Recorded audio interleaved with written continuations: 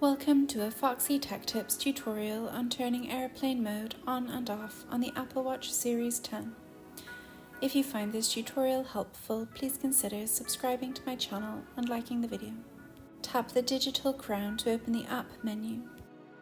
Then tap the settings cog to open settings. Scroll down settings and tap on airplane mode.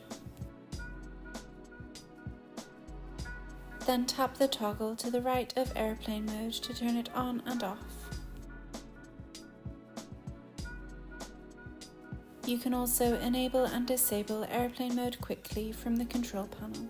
Tap the side button to open the control panel. Tap on the plane icon in the top right.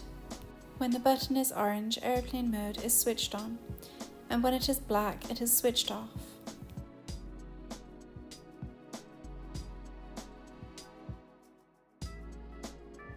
And that draws an end to this tutorial.